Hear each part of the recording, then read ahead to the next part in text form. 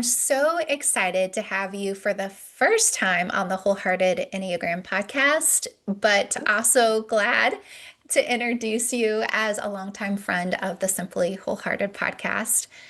I am looking forward to diving into how we can really see the Enneagram as a helpful accompaniment to our spiritual journey, but specifically for these couple of months as a helpful resource to stop self-sabotaging, especially when stress is high and expectations are overwhelming.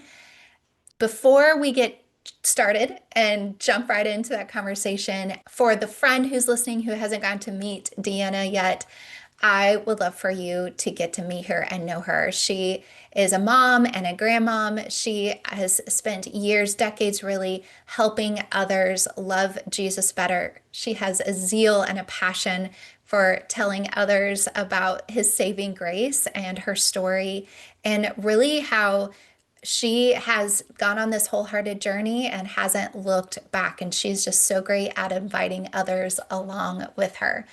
She also has been a wholehearted coach for several years now and is a really valuable coach in the Wholehearted Collective. And I'm just so grateful for her friendship and her impact on my life and in our group. Now, as we step into this conversation, I know that you'll listen and you'll hear things specific for you. You'll also hear big ideas that are general for a lot of different people. And in a day and age when there's a lot of information available, what I want you to tune into is the wisdom that is shared, wisdom that is applicable for you right now.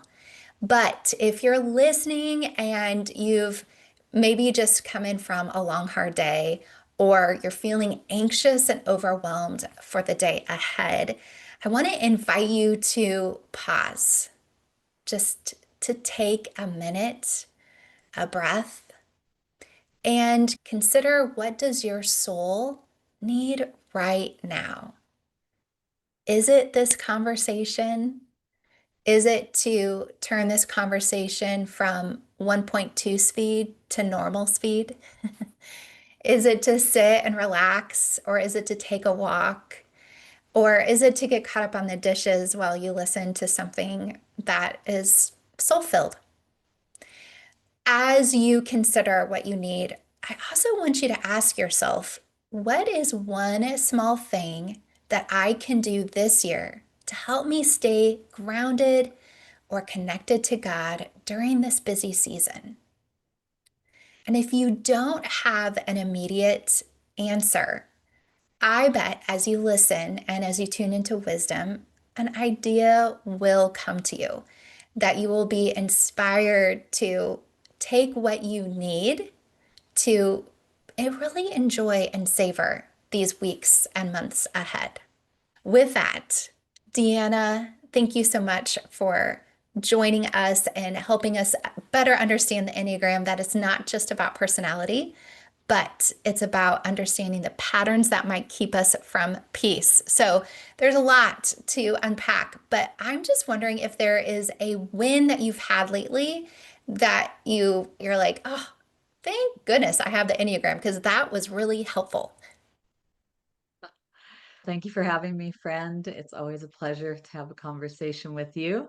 And I was thinking about my most important yes that has transformed my life was my yes to Jesus and as my savior. And so that's the lens that really informs me for life and business and coaching and knowing ultimately that Jesus is the one that transforms. So I was thinking about a win. Particular to me is in my type 4, my weakness of struggle is envy and comparison. And what I've Mm, learned is that the practice of gratitude or celebration actually has helped me move through this quickly. If I feel activated or if I'm aware that I'm comparing. And mm, just to clarify for me personally as a type 4, but it doesn't translate to me wanting to be like that person, but it translates to I feel like there's something missing in me because mm, of what I'm seeing and start to envy. And what I have realized that it gets me stuck and paralyzed in that place.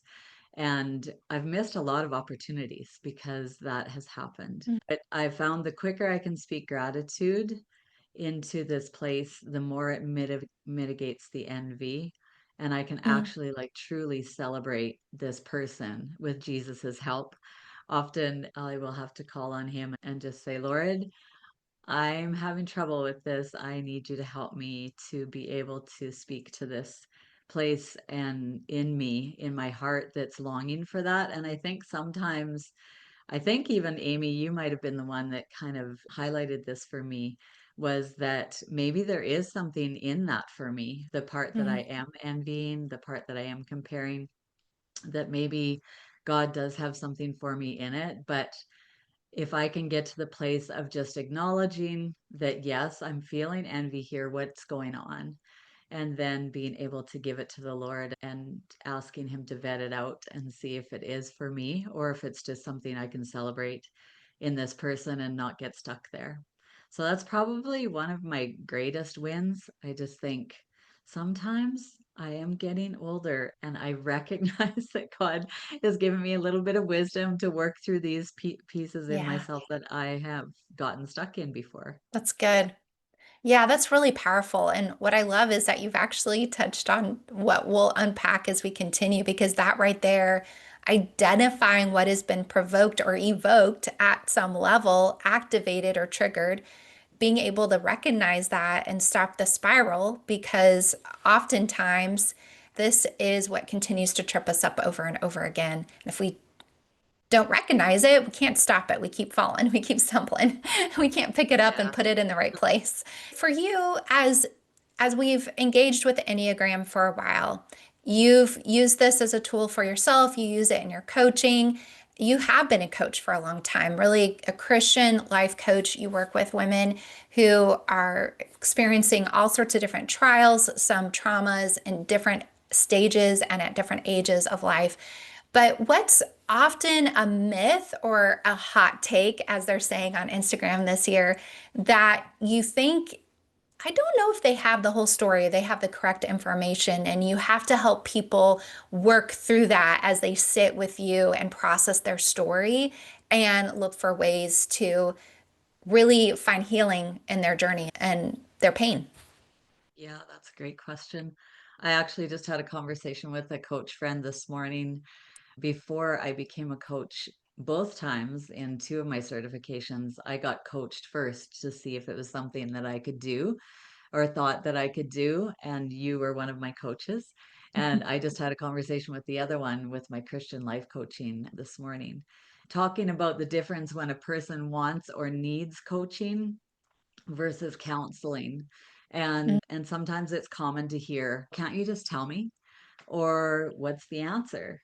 And a Yes. lot of people just expect someone to give them the answers. And honestly, before I was trained as a coach, for many years, I spent a lot of time in my lifetime giving those answers to people. And a lot of people just expect the answers. And I just think that before I knew the Lord at 33, I thought I was the end of the line. I thought that about my parenting. Somebody asked me that once. What was it like for you to parent without knowing the Lord? And I said, I was the end of the line. I had to find the answers. And that's what I was like when people would come to me and they'd tell me their stories. And I think, oh, I've got Mm, to help them find a solution because there's a reason they're coming to me. I didn't know what it was at the time. And so I think it took a few years of growing and learning with the Lord that He is the answer. And me mm, always giving the solutions can create a really unhealthy dependency for people on me or knowing that I am not God. mm. And sometimes people can get unhealthily dependent in that space when we're always just giving them solutions and answers. So I think That's trusting good. the Lord is their answer and that I can be a guide for them and get to it with Holy Spirit, then I can easily hold the space with them for their hard things and not adopt it or try to fix it for them because it's not my job. It's not. And I love using the language guide. You've probably heard me say guide by the side or something to that. because what we're invited to do as guides is to offer a safe space and ask questions. So that way, the person receiving the curiosity can also have a moment to reflect and be curious about themselves. Because how often do we take that time? Do we ask ourselves good questions? No, we don't. It Yeah. doesn't happen. And that it's so interesting because that was a conversation that I had earlier today as well of our job isn't actually to tell anybody what to do. It's to invite the person to be curious and to explore. And oftentimes, with the right questions, someone can arrive to the solution they uniquely need. And I think that's really powerful. It's the difference between finding your answer on Instagram or through AI, sitting with someone who you can partner with the Holy Spirit. You can move through the situation, not just continue to find answers that maybe aren't exactly fitting to your situation or really generic or in the end not helpful and not wise. Okay, one of the pieces that I wanted to hear a little bit more about is just this. I want my friend listening to understand how Enneagram goes from insight to integration because it's really great to know all this information about yourself and have these insights and going, oh, wow, I read that and that looks like my diary, or that's what I'm thinking all the time. That's really wonderful, but what do we do about it? And that's one of the missions and the visions for these conversations is like, what now? What next? So Mhm. help us understand how exactly you were able to use the Enneagram to uncover or unlock what you alluded to before of that self-striving spiral. How did you find freedom in that? That's a great question too. I was thinking though, I just wanted to circle back to what you said about human presence and the song Come Thou Fount. What is it called? Come Thou Fount of The Every font of every Blessing. blessing. Yeah. As a prone to wander, Lord, I feel it. I prone to leave the God I love. And I Mm, just thought, this is what we do. We're prone to wander. And he's the one that has the answers.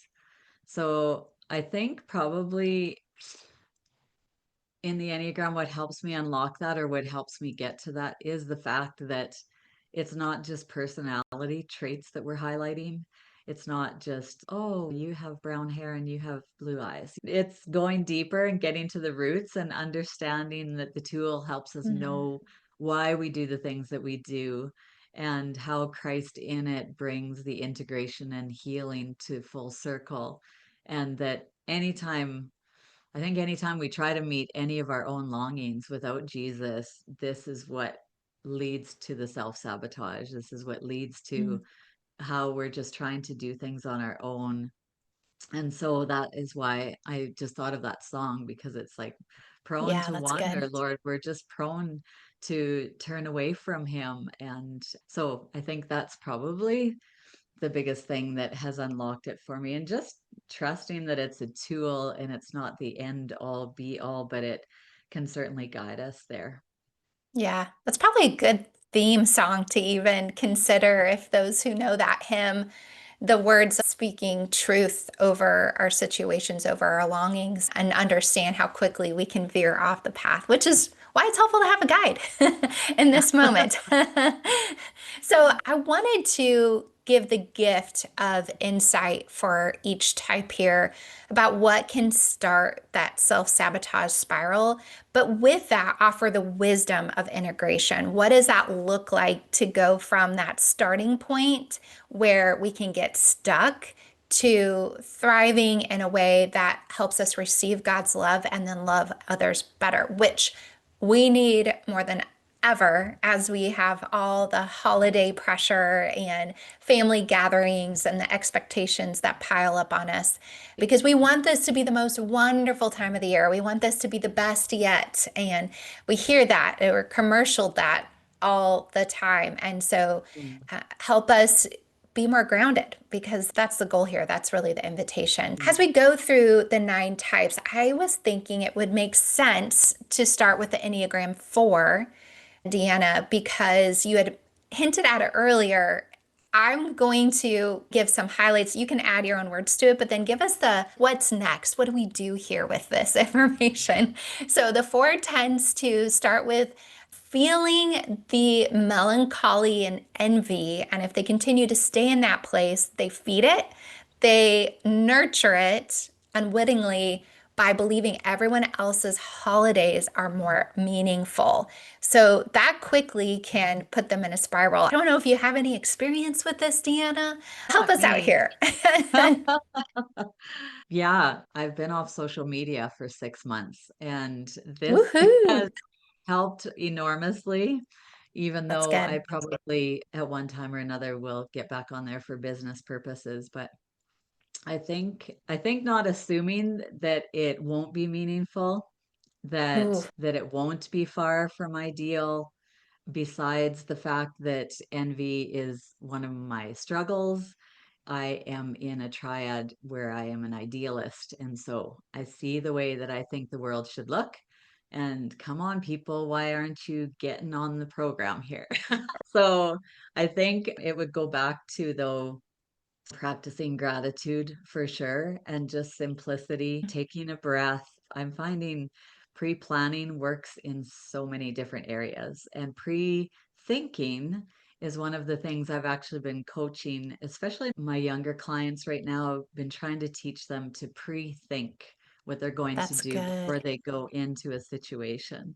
And one of them is a type 4. And think about what that's going to look like. How could you do that differently? What could you say or not say? And I find gratitude is just, it's been a game changer for me, for sure. Yeah. Yeah. I'm excited that you brought up that word because Kristen Ye is also going to have a conversation with us really about engaging in hard relationships during the holiday, but we're going to talk about that bit of gratitude of and expand on that even further. So thank you for queuing that up without knowing Mhm. it. And I what you say there is so actionable and a very unique upstream practice for the four. And what I mean by upstream, it's hard. The four doesn't necessarily enjoy planning. While there is ideal and there is hoped for expectations, the four doesn't typically strategize around it. It's just, it's supposed to happen. And if it's wonderful, it will happen organically, it'll just unfold. But instead of getting there and having your breakdown moment because nothing's going as you hoped, there's actually thoughtfulness and consideration happening. What do I want? What do I need? What do others want? What do others need? How do we bring that all together? And thinking Mhm. ahead, which is not easy, but I've seen the fruit of it in your life, the power of it in your life by making that intentionally, doing that intentional step, even though it's not necessarily natural for you.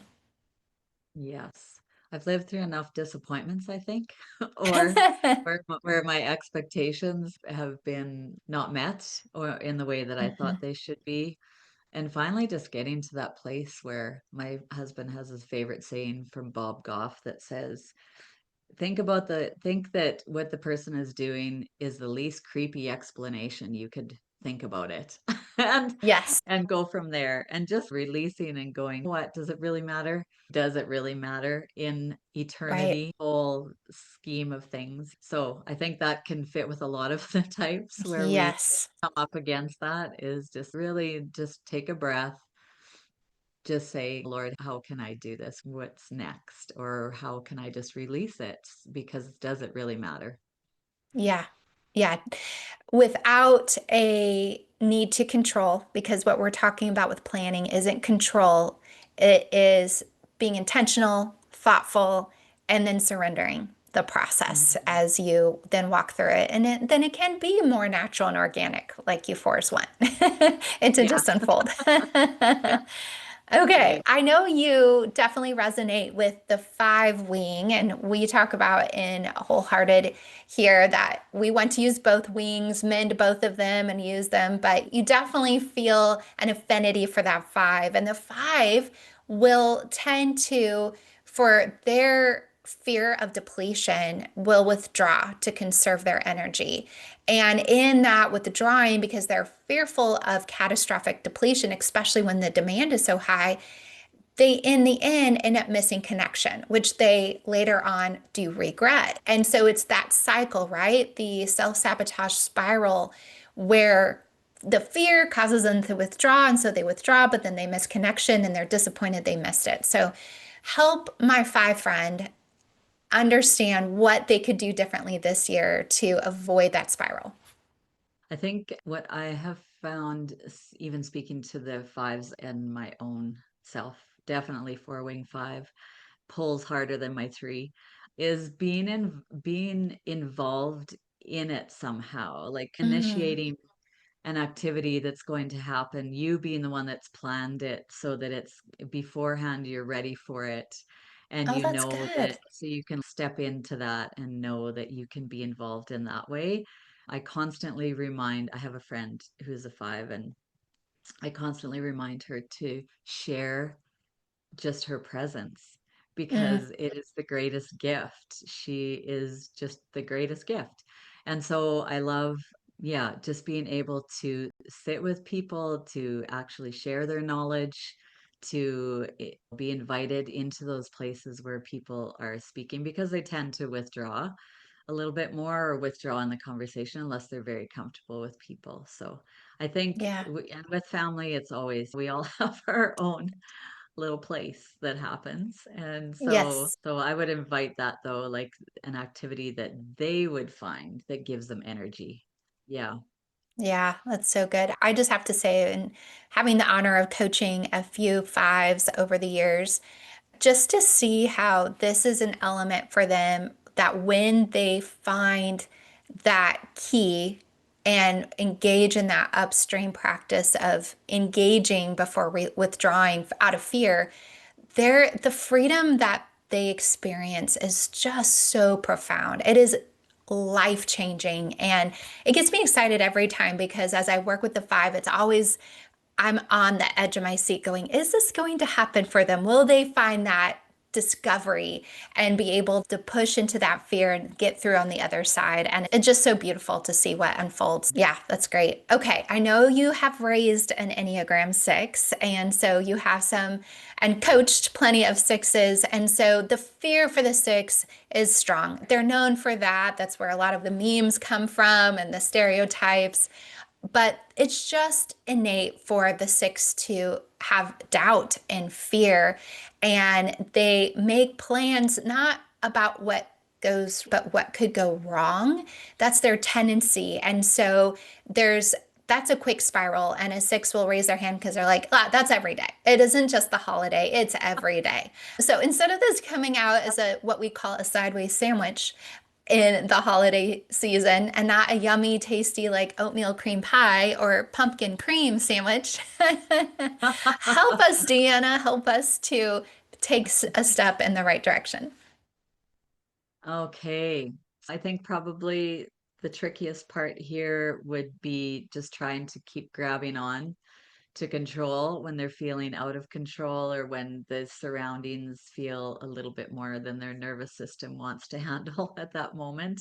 Yeah. So I think to actually take action in something, to have a piece of it, to go stand and cook the turkey or do the dishes or whatever it is, just a place that you can choose that will, it won't mean you're controlling the whole gathering, but it will mean that you have some control. And Emmanuel means God with us. I know in the John Mm. Eldridge Pause app, if I can give, Yes, please give a plug. yeah, give a plug there. He says in his prayers, give everything and everyone to God. Yep. And if you can just do that on repeat, just give everyone and everything to God.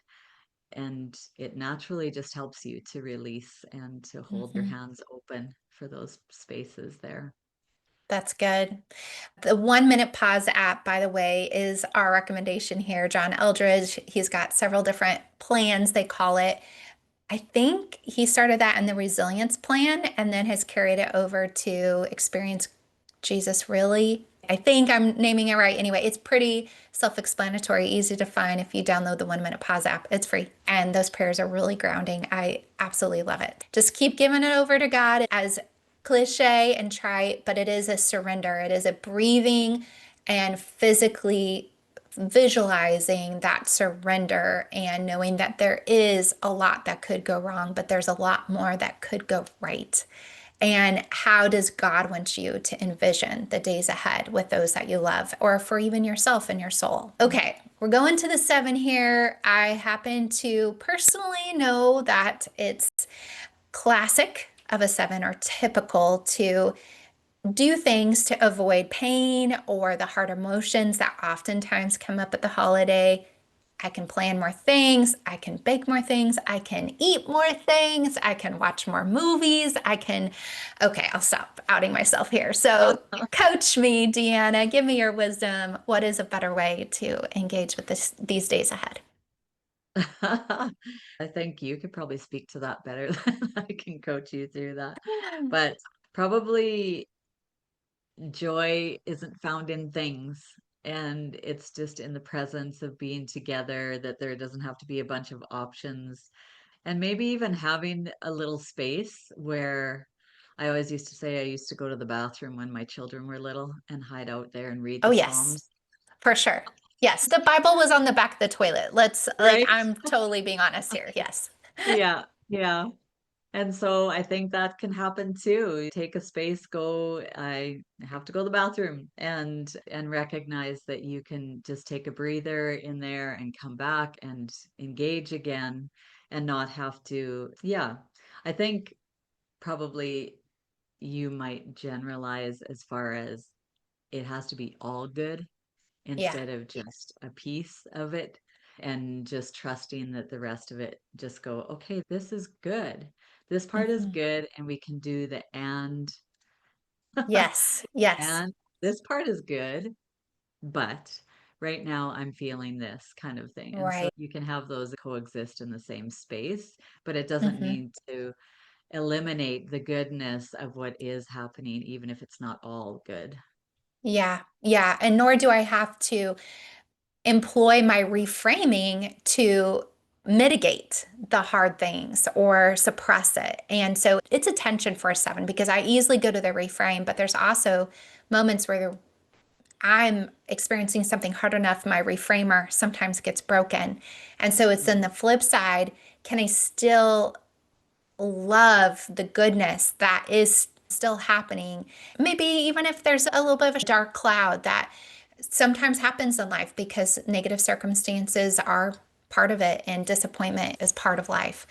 Okay, the next is for the Enneagram 8, and I also feel that 8 wing a lot more sometimes than my 6 wing. So I know that my tendency when I'm fearful of losing control, maybe it's not even being betrayed, but more about being let down by people because they don't follow through with their end of the bargain, right? That can feel like betrayal. It's maybe someone coming in and ruining plans and being part of making it a negative experience because they are in opposition or they have a different way of doing things. And so that can really come about by trying to control, digging in their heels, and in their effort to protect people, they might inadvertently harm or others might feel squashed and squished. So, what would be a better way to stop that spiral in these Mm. days ahead? Yes. I think often type 8 might see there's plan A and this is how we're doing it, and there's no other plans. This is what's going to happen. So I think remaining open and curious to what could happen. I think probably the pre-thinking Mm, plan could really fit in here, just thinking ahead, like what if this happened or what if that might happen. Not that they can figure that all out or anticipate it with people. We can't really do that completely. But right. I know this is really vulnerable for a type 8, but letting the tenderness part of them. I Mm, really believe that the type 8s have one of the softest hearts in the whole world. for sure. For sure. And just deep and wide, and but it's really vulnerable to show that. So I think if they can let their tenderness lead, they can get to places of compromise and with people if they need to, so that can be a strength rather than something that becomes a wrestle sometimes. Yeah. So yeah. Yeah. That's good. That's good. Yeah. A tenderness to compromise as well. That. willingness to go from plan A, which is their perfect plan, and okay, maybe C will work this time. Maybe we can do that. All right, for the nine, I'm married to a nine. We both know a few nines, and so I've seen the process of the nine either feeling dismissed in a situation that their voice or their opinion doesn't matter. So there's this lead into I'll just check out, I'll numb out, I'll do what I like to do, I'll pull into my little world and let things keep rolling along. And that for them feels safer and more harmonious than speaking up or offering or adding to the situation because it feels disruptive at some level. But I have heard nine say after the fact, oh, wait, I think I missed that. Or was I there? Did I enjoy it for all it's worth and take it all in? So, what would you add for wisdom there for those who maybe are prone to numbing out and just pulling back instead of stepping in? I think nines have one of the most rounded ability to be able to bring something to fullness when they Yeah. speak, that their voice brings peace when it's rooted Mm. in truth. And I know this is often what I've coached in people who are nines before, that I just want to take them. Sometimes if I'm on Zoom, I just want to Hold their take their shoulders. face and just go, you matter. Your voice matters. You are important, and we want to hear what you have to say. And so That's I would good. say that. I would just say, just speak is so beautiful when you do that Mhm. and share, because they have an ability, and we know that type nines often will have trouble finding this their type initially because they can see from the perspective of almost every type. And so because they have that ability, they really can speak into a lot of situations, I think, Mm. that comes out with truth. And because their heart is to be in harmony, it feels, it does, like you said, it feels disruptive for them. It's, oof, I shouldn't say that. But I think the more I invite them to just start in a really safe space, like where they with Yeah. one person that they can feel that they're grounded or safe with, and they can say the truth or what they're thinking, to test it and to practice it that way, because Mm. that's how they'll get to the place, I think, of being able to be confident in saying those things. That's right. That's good. Start little, just one step in that direction. Deanna, your husband's an Enneagram 1, so you Mhm. might be familiar with the one wanting things to be not just ideal, but perfect, and people to see their contribution as good and perfect. But the pressure of that often creates resentfulness. So, what is the better step to do to avoid that spiral? I do know one thing. I can't say the P word in front of him. That kind of ignites him. Yeah, no perfect, No, huh? we're not talking about perfect. We're talking about better. That's his. He said, I don't feel like I'm a perfectionist. I feel like I just can Mm, see how it can be better. And so I really yeah, like the interesting. language of that. And Yeah, so I think probably just to take an inventory of what your expectations are going into something, that to surrender what the perfect scenario might be, and make a list or an inventory in your mind about what's most important to happen during it's this good. time, so that it's not, so you have a menu of what could be the possibilities of this happening, and it doesn't need to be, and just to be present. I'll speak for my husband for a moment, but I think because he does like literally look at almost everything in the world and think, oh, I could make that better by doing this. Or, and so I think it's a big distraction when they're in a room full of people, Yeah. or if the Christmas tree lights aren't blinking. And then it's just like this immediate, oh, I'll fix that. And often we love that. We love that about our type ones. Yes. But also just to be present, because his presence is so valuable and it's rich. And sometimes it gets missed because he's busy fixing things for everybody. And Yeah, I don't know if that applies across the board, but that's been my experience with him. So I think if he for sure. can surrender to that. I have to fix that. Maybe Yes. after when the tree's coming down, we'll fix the lights, hun. You That's know. right. That's right. That's good. I love it. I imagine you guys make a good team for making these lists. And you shared a little bit of your process before of how you go into the holiday with family who's far, and there's now generations and in-laws and all of that, where you guys can meet those ideals and talk through those ideals and strategize appropriately. So that's awesome. I bet that's great. Okay, we've got two more types to talk about. The Okay. Enneagram 2, bless their heart, their gifting list is super long, usually too long for what's doable for their budget, their time, their energy. They still might attempt it, right? Our two still might try to hit it all. Like this year, I'm going to nail it. The best gifts, and everyone's going to get one. But then as they go through it, they might even at the end of the day of giving feel so unappreciated and not receive back what they had hoped to get. So, how do they stop that cycle, especially during a time of year that the demand totally provokes their, I want to be needed and wanted hope? Right. Yes. Interestingly, I had a conversation with my daughter-in-law, who happens to be this type as well, and we were Yeah. talking about similar types of things, maybe not necessarily around gatherings, but I said to her, you, as a type two, you love just comes out. Like it is Mm, the greatest gift, the greatest ability that God has given them is to show his love to people. And it's so abundant that often an expectation will be set up with that, that if I give all of this love, surely I will receive some of that back. And that sure. doesn't necessarily always happen. Mm, People are people. And so I think what I was talking about was just even checking the expectations and mm, just going, am I giving this? Where in my heart am I giving this from? And just to be able to give it from the overflow, not to get love back, and recognizing when they do that.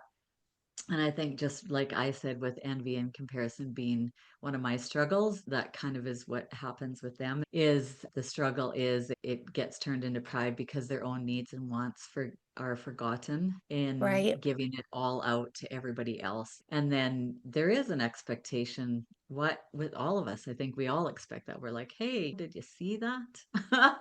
And then I added the layer that being a leader on top of that, it's just not the way that sometimes it's Mm, received. And so I think remembering that the important relationships around them, they just love them because they love them. yeah. I watch my son love her, and I just think he just loves her because of who she is. Like she's the essence of love, but she's just who she is. And Mm, that's what he loves. mm. It's not because she could do something. It's not because she could buy him something. It's not because of anything like that, but it's just because of the essence of who she is for sure. Ah, beautiful. So good. Okay, our Enneagram 3. This is where they've probably been collecting Pinterest pins on their Christmas board for a lot of the year in their mind, if not literally. A 3 is usually hosting and finishing their big year goals. They've got big plans, big ideas. They're also probably already planning for next year. To be fair, this all kind of folds into their multi-vision, multi-passionate expansiveness of personality. So, what does it look like though to not hurl through these holidays and continue to try to attain a goal that keeps moving and just continually feel exhausted and let down by what hasn't been done yet and to miss out on the goodness that's in front of them. Hmm. Yeah, that's good. I think in that space, I think I pull on my three wing more. I've seen that in the past where just being able to have the ability to slow down, to Mm, savor things, to be able to appreciate what has been done already and not just thinking about what hasn't been done. Yeah, just reflecting on that. I was thinking about that because we just spoke about quarter three and quarter four goals and Yeah, how I met only a portion of my quarter three. And so what I did, I just slid it into quarter four. It's okay, let's try again that's and right. see how that goes. But I think, yeah, I think the reminder that their worth isn't in what they produce or what comes out of them. It's just their worth is in who they've been created to be. And whether they offer anything or not, this Mhm. is who God loves them to be. And so if they can just breathe a bit, to savor the space and to be present in it, I think that would help a lot for type three. Yeah. Oh, that's powerful. I know these self-sabotage patterns come out any time of year, but I do think that the expectations around Christmas and even just like you talked about, it quarter four means a lot for a lot of different women who are listening of whether it's like a business goal or they had a production goal or they had some accountability in place where it was supposed to happen. And so that can add to the burden as we go into these last months. And so to be able to stop the spiral and really what we did at the beginning of this conversation was that pausing, that being curious about ourselves, curious about what we need in this moment, curious about what is meant for us, and even the minutes ahead of what we were going to be saying or what we were going to be listening to. So beautifully done, Deanna. Thank you for offering your wisdom. And I think what we demonstrated here is maybe you could Google some of these answers, but we offered layers of wisdom that you could only find in story, that you could find in experience, that you could find in really the work that Deanna and I have done to merge what does it look like to utilize our faith and biblical Christian practices with our unique lens. And this is where we go, okay, it's just a little thing. And most of it's letting go. It's being overdoing. It's intentionality instead of striving. It's pausing and being curious instead of blindly just blowing through to the next thing and reacting. Deanna, I know you have a beautiful resource that I've enjoyed sharing before, but if a friend's listening and is new to you or hasn't gotten your prayers yet for each Enneagram type, where can our friend find that and maybe learn more about you, more about your guidance and your coaching that you offer and your interesting life, really? Oh, that's very generous. Thank you. I think probably the best part would be to go to my website, capstonefreedomcoaching.com. And there's an offer on there that I can send you a prayer particular to your type. And if you don't know your type, there is also a section on there where you can click and set up just even a free consultation call, and we can maybe start to nail that down. So that's my website. Like I said, I've been off of social media for quite a while and not sure if I'm going back there, but I am on there as Deanna.Sudom on Instagram. And so, yeah, that's probably the best ways to get a hold of me. Yeah, that's perfect. What a gift you're offering there. I know the power of those prayer and the opportunity to get to meet with you is so rich. If you're listening, friend, and there was something that stood out to you that you want to unpack more, that you think, "Oh, I need someone to be curious about my story. I need someone to bear witness to it. I need someone to help me understand what were some of these words meaning for my personality type and what does it really look like to move forward." Take that next step with Deanna. There's a lot of resources that I've put here, whether you're watching on YouTube or you're listening on the podcast. You can find those links. You can get some things like the Advent podcast playlist that I have as well. If you want other resources to help you through this particular holiday season, as we just go through these last weeks of the year. So take a minute and consider what's your next step. Maybe you're finally done with the dishes, who we gave you plenty of time for that. Maybe you finished folding the laundry or you took a long walk and celebrate that. This is really good. And take a moment too, before you just queue up the next podcast, consider what is next for you and take action on that. Thank you, Deanna, so much for being a part of this today and blessing us with your wisdom. Thank you for having me.